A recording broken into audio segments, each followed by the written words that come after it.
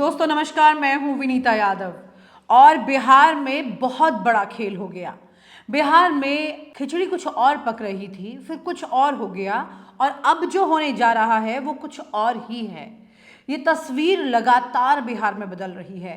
पर्दे के पीछे कुछ और पक रहा था और जो इस पूरी फिल्म के अहम किरदार हैं उन्हें इसकी भनक लग गई। जैसे उन्हें इसकी भनक लगी, उन्होंने फिल्म को बदल दिया। उन्होंने कहा कि ये इंटरवल और इस फिल्म का अंत मेरी मर्जी के बगैर नहीं हो सकता। ऐसा करके उन्होंने इस फिल्म को बदल दिया। हालांकि ये किरदार उतना मजबूत तो नहीं है इस फिल्म में, लेकिन इसे कभी भी नकारा नहीं जा सकता। आप समझ गए, मैं नीतीश कुमार की बात कर रही हूँ। पिछले दिनों जिस तरह से बिहार में लगातार उथल पुथल हुई है, उसमें बहुत कुछ ऐसा है जो आपके सामने खुलकर नहीं है। जेडीयू की राष्ट्रीय कार्यकारिणी की बैठक हुई। बैठक में ललन सिंह ने इस्तीफा दे दिया और वहां पर एक बार फिर से नीतीश कुमार राष्ट्रीय अध्यक्ष बन गए। ललन सिंह को लेकर तमाम तरह के समाचार पत्रों में ये बात भी सामने आई कि अंदर कुछ और ही पक रहा था। और ना सिर्फ इतना, बल्कि ललन सिंह ने एक इसके बाद चिट्ठी भी लिख दी और इस चिट्ठी के अंदर बाकायदा ये बताया गया है कि किस तरह से वो उन तमाम समाचार पत्रों और उन तमाम जगहों पर, उन चैनलों पर मुकदमा करने जा रहे हैं जो ये दावा कर रहे हैं कि वो तेजस्वी यादव के साथ मिलकर कोई खिचड़ी पका रहे थे। पहले इस चिट्ठी को देखिए। एक प्रमुख समाचार पत्र एवं कुछ न्यूज चैनल्स में प्रमुखता से ये खबर छपी कि उप मुख्यमंत्री श्री तेजस्वी यादव को मुख्यमंत्री बनाने के प्रयास में मेरी अध्यक्ष पद से विदाई हो गई। खबर यह भी छपी है कि 20 दिसंबर को एक मंत्री के कार्यालय में दर्जन भर विधायकों की बैठक हुई जिसमें मैं उपस्थित था। खबर में और भी विस्तार से जनता दल यूनाइटेड के टूट की प्रक्रिया पर चर्चा की गई है। यह खबर पूर्णतः भ्रामक, असत्य और मेरी छवि को धूमिल करने वाली है। मैं 20 दिसंबर को माननीय मुख्यमंत्री के साथ दिल्ली में था और 20 दिसंबर की शाम में सभी सांसदों के साथ मुख्यमंत्री जी के दिल्ली आवास पर एक बैठक में शामिल था। समाचार पत्र ने जानबूझकर मेरी छवि को धूमिल करने के लिए इस प्रकार की खबर छापी है और श्री नीतीश कुमार जी के साथ मेरे 37 साल के संबंधों पर भी प्रश्न चिन्ह खड़ा कर दिया है। तथ्य यह है कि मैंने अपने संसदीय क्षेत्र में व्यस्तता के कारण मेरी इच्छा और मुख्यमंत्री जी की सहमति से अध्यक्ष का पद छोड़ा और श्री नीतीश कुमार जी ने इस दायित्व को स्वयं स्वीकार कर लिया। ऐसे भ्रामक समाचार को लिखने वाले और छापने वाले चारों खाने चित होंगे। जेडीयू पार्टी के सर्वमान्य नेता श्री नीतीश कुमार के नेतृत्व में एकजुट हैं। मैंने फैसला किया है कि पटना लौटकर तत्काल संबंधित समाचार पत्र को कानूनी नोटिस दूंगा और मेरी छवि को धूमिल करने के लिए उन पर मानहानि का मुकदमा करूंगा। राजीव रंजन सिंह उर्फ लल्लन सिंह। तो ये चिट्ठी जो कि ये कह रही है, ये सफाई दे रही है कि लल्लन सिंह को ये बताना पड़ रहा है कि ऐसा कुछ नहीं हुआ जैसा बताया गया है। लेकिन सच क्या यही है? सच कुछ और निकल कर आ रहा है। खबरें अब बड़ी जोरों से आ रही हैं कि नीतीश कुमार वापस से एनडीए में शामिल हो सकते हैं और एनडीए में शामिल होने का ये कदम नीतीश कुमार क्यों उठाने लगे? मकर संक्रांति के बाद बिहार में एक बहुत बड़ा बवाल हो सकता है। ये बवाल राजनीतिक बवाल होगा। इसमें ऐसी बड़ी उठापटक होगी जिसका किसी को अंदेशा नहीं, लेकिन सियासी गलियां इससे गर्म हैं। वो जानती हैं कि क्या उठापटक होने वाली है। नीतीश कुमार इस वक्त एनडीए का रुख करने के लिए मजबूर हो रहे हैं। उसकी वजह यह है कि नीतीश कुमार को लगने लगा है कि उनका अस्तित्व आरजेडी के साथ रहकर पूरी तरह से खत्म ना हो जाए और उस अस्तित्व को बचाने से पहले कि उनकी आखिरी लड़ाई वो लड़ना चाहते हैं। यहाँ पर लड़ाई 2024 के लोकसभा चुनाव की नहीं है, यहाँ पर लड़ाई है 2025 के विधानसभा चुनाव की। विधानसभा चुनाव में एक बार फिर से नीतीश कुमार मुख्यमंत्री के ही पद की तरफ ललायित हैं और उस पद तक जाने के लिए 24 की सीढ़ी वो कमजोर पा रहे हैं। ये वो सीढ़ी का फट्टा है जो कि कभी भी टूट सकता है, इसलिए नीतीश कुमार उस पर पांव रखना नहीं चाहते हैं। हालांकि इस सीढ़ी की पूरी तैयारी जो की गई थी वो नीतीश कुमार ने अपने हाथों से की थी। जा जाकर तेजस्वी यादव के साथ उन्होंने प्रधानमंत्री बनने के लिए अपनी एक पटकथा लिखने की कोशिश की थी। अब जब इस पटकथा में एक तरफ उन्हें लगने लगा कि उनके हाथ में प्रधानमंत्री का लड्डू आ सकता है, लेकिन जैसे उन्होंने देखा अपना दूसरा हाथ, उन्हें पता लगा कि मेरा मुख्यमंत्री का लड्डू और और पार्टी भी पूरी तरह से गायब होती दिख रही है, तो नीतीश कुमार अचानक जागे, एक बार फिर से एक्टिव हो गए और उन्होंने किसी भी तरह से आनन फानन में अपना राष्ट्रीय अध्यक्ष का पद वापस ले लिया। लेकिन अंदर क्या हुआ था, जो चिट्ठी ललन सिंह ने लिखी है, ये चिट्ठी क्या है और बीजेपी का इस पूरे मामले में किस तरह का रोल होने वाला है, क्योंकि इस वक्त बिहार में जो कुछ हो रहा है वो 2024 के लिए भी बहुत बड़ा घातक साबित हो सकता है, क्योंकि नीतीश कुमार गठबंधन में एक अहम भूमिका निभा रहे हैं। नीतीश कुमार ने राहुल गांधी से भी आधे घंटे तक फोन पर बात की थी।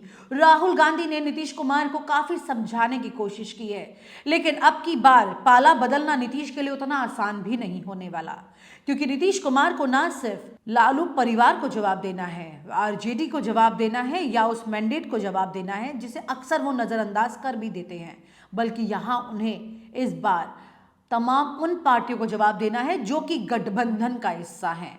गठबंधन के इस पूरी पटकथा में नीतीश कुमार ने खुद को एक मजबूत नेता के तौर पर लाकर खड़ा कर दिया था और वो एम करने लगे थे कि प्रधानमंत्री का चेहरा बन जाएंगे।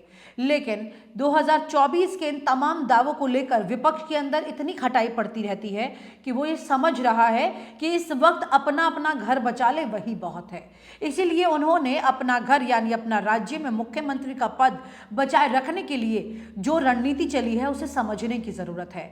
वहां एक तरफ तेजस्वी यादव ने इस पूरी रणनीति पर काम किया कि 24 ना मिले लेकिन 25 में वो मुख्यमंत्री के साथ अपनी वापसी करेंगे, लेकिन यहां पर नीतीश कुमार भी इस पूरे मुगालते में आने वाले नहीं थे।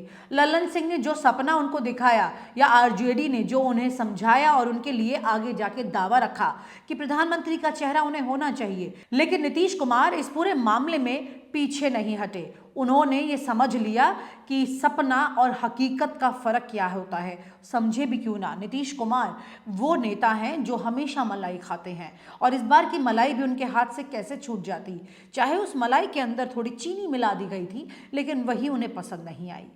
अब कुल मिलाकर के कहानी पलट चुकी है। कहानी इतनी पलट गई है कि किसी को समझ नहीं आ रहा है क्या होने वाला है। मकर संक्रांति के बाद नीतीश कुमार अपना पाला बदल देंगे और या फिर वापस से तेजस्वी यादव नीतीश कुमार का विश्वास पालेंगे।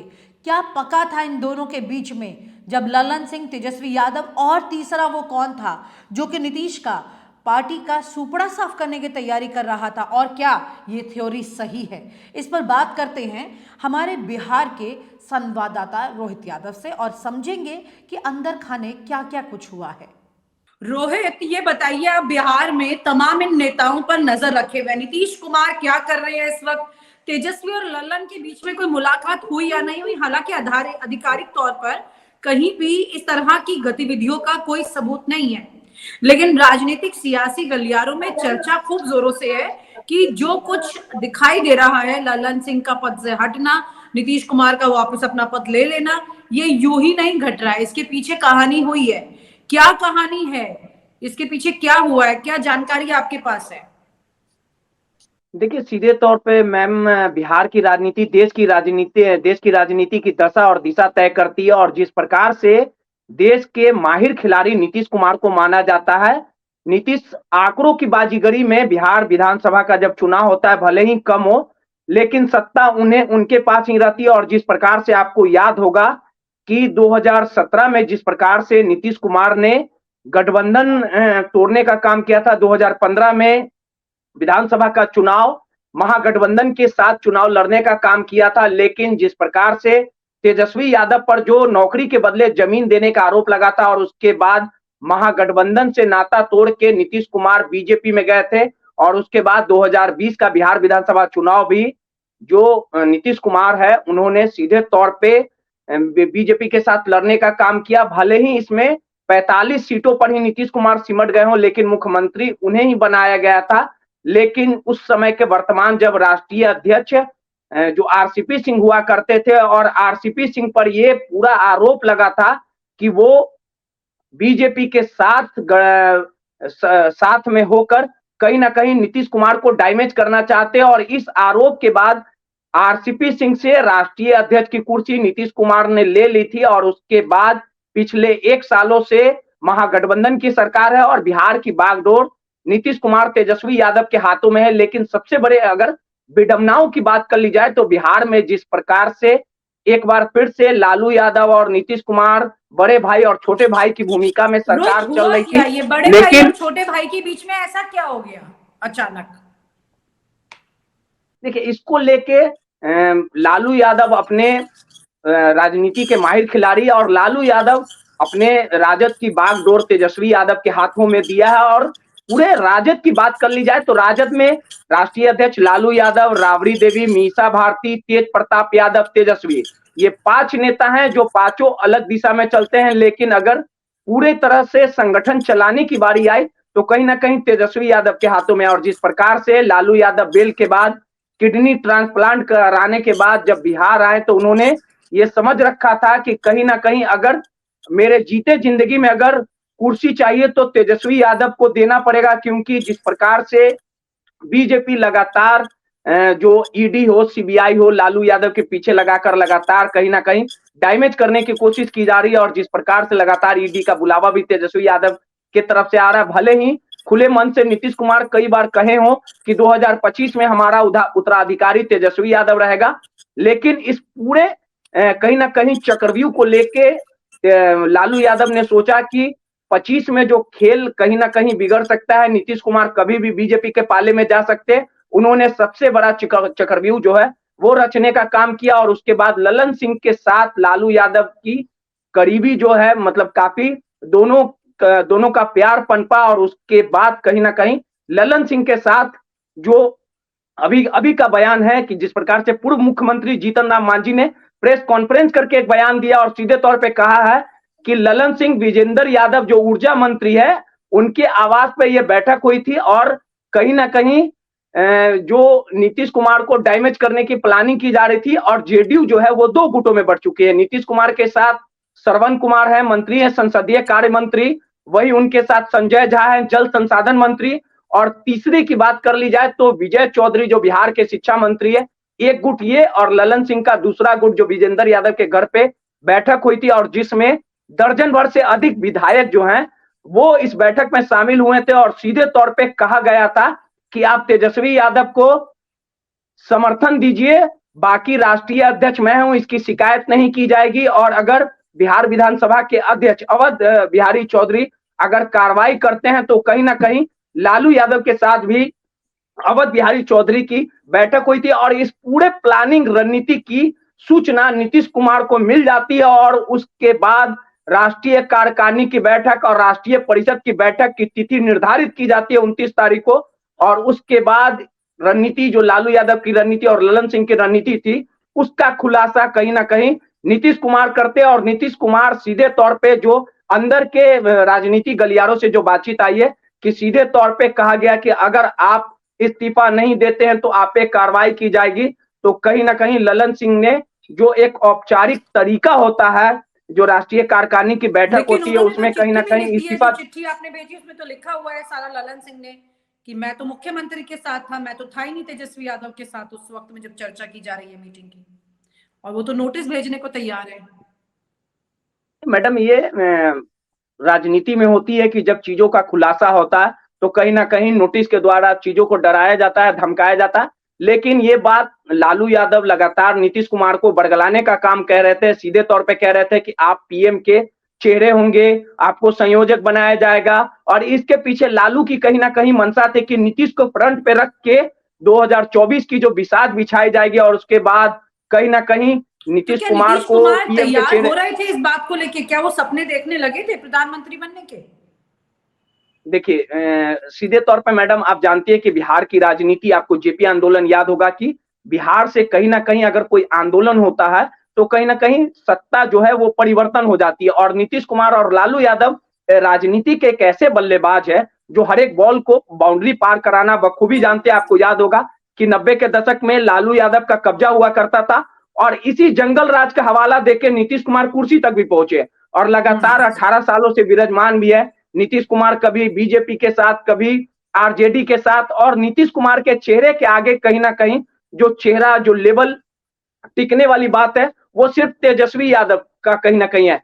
सपने कौन नहीं देखता। नरेंद्र मोदी के लेवल को लेके लगातार नीतीश कुमार चाहते थे कि वो भी पीएम का मटेरियल हो। इन तमाम लालच देकर कहीं ना कहीं ये पूरा रणनीति तैयार किया गया, जी। पूरे राज्यों में घूमने का काम तो किया क्या अब नीतीश वापसी कुमार ने। करेंगे क्या नीतीश कुमार बीजेपी में? देखिए, इसको लेके कैसा आपको महसूस कर रहे थोड़ा हैं, मतलब क्या उनको लग रहा है कि ठगा गया उनको?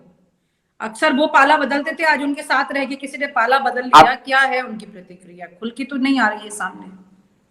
आपकी किसी पाला से बात बदलना हुई हो? पाला बदलना कोई बड़ी बात नहीं है, लेकिन मैं आपको एक बात बता दूं मैम कि जिस प्रकार से लगातार ये इंडिया गठबंधन की नींव बिहार में रखी गई, उसके बाद ये बैठक मुंबई में हुई, दिल्ली में हुई, कर्नाटका में हुई, लेकिन नीतीश कुमार जो चाहते थे वो कहीं ना कहीं उन्हें नहीं मिल पाया, संयोजक नहीं बनाया पाया। और जिस प्रकार से लगातार जो अरविंद केजरीवाल हैं वो लगातार मल्लिकार्जुन खड़गे पे मोहर लगाने का काम किया था, उसके बाद लगातार तेजस्वी यादव और नीतीश कुमार को लेके जो संबंध था वो खराब चल रहा था। लेकिन राहुल गांधी के फोन आने के बाद जिस प्रकार से नीतीश कुमार का कॉन्फिडेंस लेवल जगने काम किया, लेकिन इस चीज को लालू यादव ने भाप लिया था कि 2024 को लेके जो पीएम का चेहरा हम प्रोजेक्ट करना चाह रहे थे नीतीश कुमार को, उस मंसूबे में हम कहीं ना कहीं कामयाब नहीं हुए। लेकिन वो चाहते थे लालू यादव कि 2024-2025 का जो खेल है वो ललन सिंह के साथ अभी ही कर दिया जाए, नीतीश कुमार के पार्टी में फूट कर दिया जाए और कहीं ना कहीं तेजस्वी यादव के ताजपोशी की जाए। लेकिन अब इस पूरे मामले को देखिए कि आरसीपी सिंह और ललन सिंह को, इसके खेल को नीतीश कुमार ने समझ लिया है और मकर संक्रांति के बाद ये आकलन किया जा रहा है कि कहीं ना कहीं नीतीश कुमार बीजेपी में जा सकते हैं, क्योंकि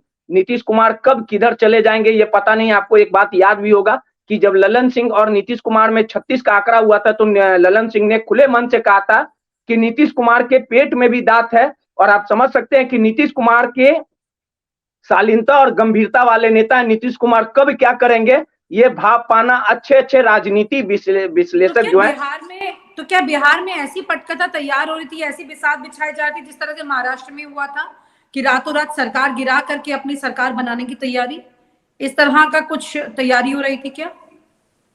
इसमें कोई हैरत की बात नहीं है। नीतीश कुमार एक ऐसे मंझे हुए खिलाड़ी हैं, अगर उनके कोई भी दुश्मन उड़ने की हिमाकत करते तो उनके पड़ों को काट दिया जाता। इसका दो उदाहरण है, आरसीपी सिंह, ललन सिंह। अब देखिए कि नीतीश कुमार कुर्सी को पाने के लिए, कुर्सी को प्राप्त करने के लिए अपने बंगले का दो दरवाजा हमेशा खुलते हैं, पीछे का दरवाजा खोल के रखते हैं कि अगर उनके कुर्सी पे किसी तरह का खतरा मंडराए तो कहीं ना कहीं वो बीजेपी में भी ज्वाइन कर ले। आपको याद भी होगा कि नीतीश कुमार ने एक बार खुले मन से ये भी कहा था कि बीजेपी से हमारी पुरानी दोस्ती है, भले ही मतभेद है, मनभेद नहीं है। तो आप समझ सकते हैं कि अगर नीतीश कुमार बीजेपी के पास भी जाते हैं, नीतीश कुमार जब बीजेपी के पास चले जाते हैं तो सच्चे और अच्छे हो जाते हैं बीजेपी के लिए।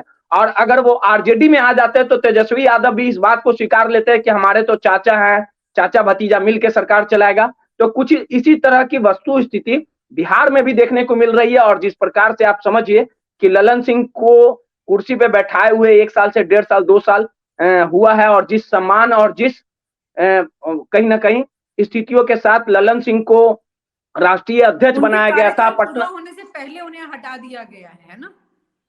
बिल्कुल, उनके कार्यकाल पूरा होने से पहले ही हटा दिया गया। और जिस प्रकार से नीतीश कुमार अगर बीजेपी में जाती है तो बीजेपी भी जानती है कि जिस प्रकार से हमारा बिहार में सरकार बनेगा और लोकसभा में भी इसका फायदा होगा, क्योंकि 2019 में लोकसभा का जो चुनाव हुआ था जिसमें 39 सीटें एनडीए के पास कहीं ना कहीं आई थी, और नीतीश कुमार बिहार का एक बड़ा चेहरा है और लोकसभा और प्रधानमंत्री बनने के लिए। कोई इन्फॉर्मेशन मिली है आपको कि बीजेपी का भी कोई बड़ा रोल रहा है इस पूरी कहानी के अंदर, मामला खराब करने में?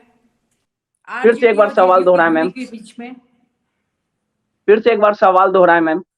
आपको ऐसी भी कोई इन्फॉर्मेशन मिली है कि आरजेडी और जेडीयू के बीच में जो ये फासले बढ़ रहे हैं, इसमें बीजेपी का भी कोई रोल रहा है? देखिए, इस पूरे मामले को लेके बिहार में हो या किसी भी राज्य में हो, आप जानती हैं कि बीजेपी तोड़ मरोड़ की राजनीति जो है वो कहीं ना कहीं करती है। आपको याद होगा कि किस प्रकार से महाराष्ट्र में एकनाथ शिंदे जो कहीं ना कहीं शिवसेना के को तोड़कर एकनाथ शिंदे मुख्यमंत्री बने, और देवेंद्र फडणवीस जो मुख्यमंत्री हुआ करते थे वो डिप्टी सीएम बने। और जिस प्रकार से इस पूरे मामले को लेकर अब ललन सिंह का जो पूरा मामला उजागर हुआ है, ललन सिंह ने एक पत्र जारी करके सीधे तौर पे कानूनी कार्रवाई करने की बात कह रही है। और कुछ घंटों में बिहार के मुख्यमंत्री पटना एयरपोर्ट पहुंचेंगे। मुख्यमंत्री की नीतीश कुमार की अगली रणनीति क्या होगी, अब आप समझिए कि राजभवन में भी कहीं ना कहीं गहमा-गहमी हो सकती है। तो पिछली आज बार जिस प्रकार फिलहाल से नीतीश कुमार की बिहार में काफी कुछ पलटने वाली हो सकती है। कुछ वो दिल्ली में पलट के चले गए, कुछ बिहार में पलटेगा, इसमें दो राय नहीं। बिल्कुल बीजेपी भी चाहती है कि नीतीश कुमार का स्वागत हो, नीतीश कुमार पे भले ही निशाना साधा जाए, लेकिन अब बीजेपी के कुछ ऐसे नेता हैं जो नीतीश कुमार को लेके सॉफ्ट कॉर्नर है, क्योंकि बीजेपी का कोई ऐसा चेहरा नहीं है।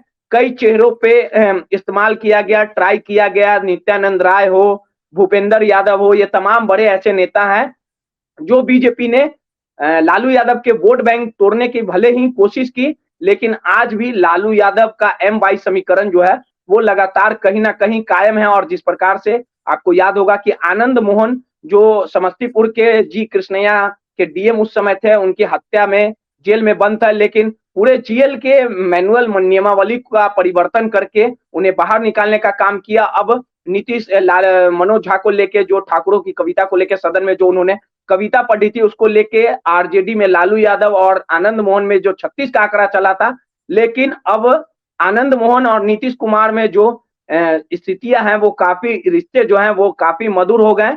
तो आरजेडी पूरी तरह से बैकफुट पर है और नीतीश कुमार और तेजस्वी यादव के रिश्ते खराब है, क्योंकि इन्वेस्टर मीट जो बिहार के अंदर से बड़े बड़े उद्योगपति आए थे, उस इन्वेस्टर मीट में तेजस्वी यादव का नहीं जाना, कई सरकारी कार्यक्रम में पर्यटन विभाग का कार्यक्रम हुआ था उसमें नहीं जाना, इस बात को लेके चीख चीख कर गवाही दे रहा है कि कहीं ना कहीं तेजस्वी यादव अब बैकफुट पर है और नरेंद्र मोदी की जो जीत का काफिला है वो बदस्तूर जारी रह सकता है, क्योंकि जिस प्रकार से लगातार जो लोकसभा का चुनाव होता है उसको लेके बीजेपी माइंडेड के साथ बिहार में चुनाव 2019 में जीतने का काम। कि अगर एक तरफ नीतीश कुमार अपनी सत्ता बचाने की कोशिश कर रहे हैं, तो वहीं पर आरजेडी भी जो है वो हार नहीं मान रही है। बीजेपी के वो विधायक जो कि यादव हैं और वो तमाम ऐसे 6 विधायक हैं, और इन विधायकों पर भी नजर रखने की कोशिश की जा रही है कि किसी तरह से अपना गणित जो है कुछ लल्लन सिंह अपने साथ तोड़ के ला सके, क्योंकि लल्लन सिंह के लिए भी खिसियानी बिल्ली खंबा नोची जैसी स्थिति हो गई है। उन्हें समझ नहीं आ रहा है क्या करें।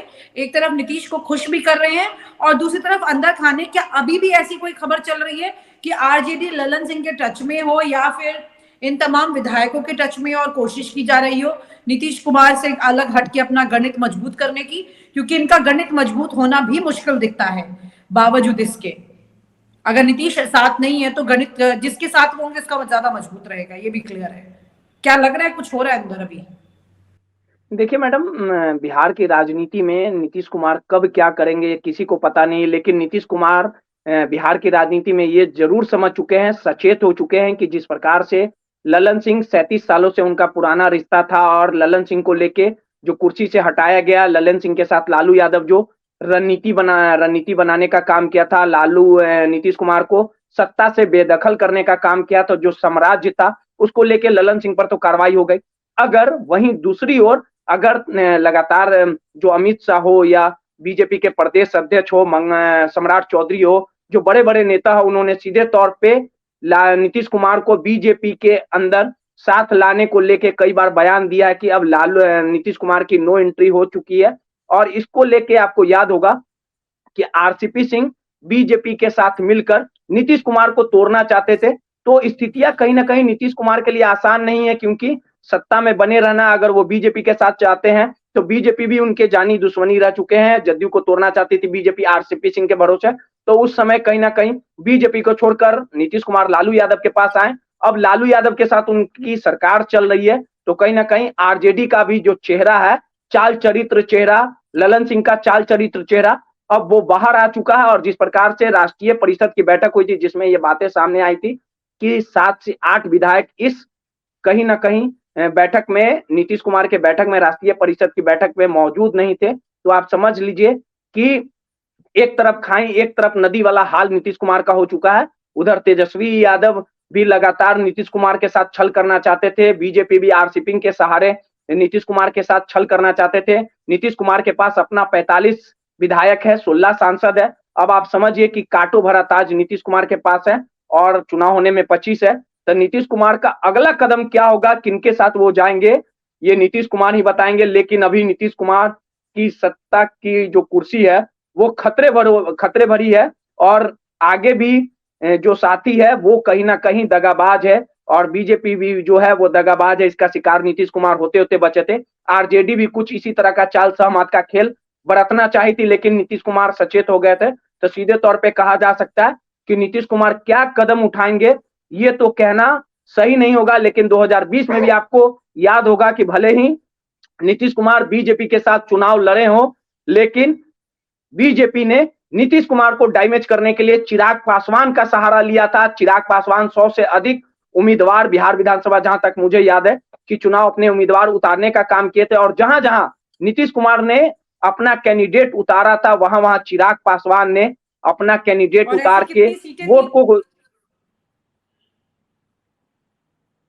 ऐसी कितनी सीटें थी जिसमें चिराग ने नुकसान पहुंचाया था नीतीश को? 2015 की बात कर ली जाए तो 2015 में जब छोटे भाई बड़े भाई लालू यादव और नीतीश कुमार एक साथ चुनाव लड़ने का काम किया था, और आपको याद होगा कि 2014 के लोकसभा के चुनाव में नरेंद्र मोदी ने धमाकेदार जीत हासिल की थी, और उसके एक साल के बाद ही बिहार विधानसभा का चुनाव हुआ था, और 100 सीट पे नीतीश कुमार और लालू यादव ने चुनाव लड़ने का काम किया था। 80 सीटें नीतीश कुमार को उस समय आने का काम किया था। 100 का आंकड़ा छूने में कुछ ही सीटें नीतीश कुमार कम थी। तो सीधे तौर पे लगातार बीजेपी भी चाल में रही, बीजेपी भी समय का इंतजार करते रही, और जब बीजेपी 2020 में नीतीश कुमार के साथ चुनाव लड़ने का काम किया तो 40 सीटें चिराग पासवान ने कहीं ना कहीं डैमेज करने का काम किया था, और चिराग पासवान के कंधे पर हथियार रख के बीजेपी ने जो गोलियां चलाने का काम किया, और इसका खामियाजा है कि नीतीश कुमार नंबर 3 की पार्टी पहुंच गए। तो सीधे तौर पे कहा जा सकता है कि नीतीश कुमार को डैमेज करने के लिए, नीतीश कुमार को समाप्त करने के लिए, जदयू को विलुप्त करने के लिए, जेडीयू को हराने के लिए लगातार जो है वो बीजेपी और आरजेडी प्रयासरत है। जो कि राजनीति के चाणक्य कहे जाते हैं, किसी तरह से खुद को हमेशा फिट कर लेते हैं, आज वो कहीं ना कहीं बहुत तरफ से फंसे हुए हैं, लेकिन वो नीतीश कुमार हैं, वो अपना रास्ता निकाल ही लेंगे। Thank you so much Rohit, thank you so much. कुल मिलाकर ये कहा जा सकता है कि बिहार अगर कोई खेल बिगाड़ेगा तो वो सिर्फ बिहार का नहीं होगा, वो पूरे देश का होगा। 2024 के राहुल गांधी के इस फुल प्रूफ प्लान में अगर कोई छेद कर रहा है तो इस बार इसकी शुरुआत नीतीश कुमार ने ही कर दी है, क्योंकि नीतीश कुमार ना सिर्फ इसकी शुरुआत कर रहे हैं बल्कि इससे पहले इस पूरे प्लान की पटकथा की भी शुरुआत कर चुके हैं। कुल मिलाकर ये कहा जा सकता है कि अपने स्वार्थ के ऊपर जाकर अगर ये विपक्षी नेता लड़ेंगे तभी वो किसी को मात दे सकेंगे। और आप हमसे जुड़े रहने के लिए सब्सक्राइब करें YouTube पर, फॉलो करें Twitter पर और लाइक करें Facebook पर। और ज्यादा जानकारी के लिए आपको टाइप करना होगा सिर्फ न्यूज़ नशा।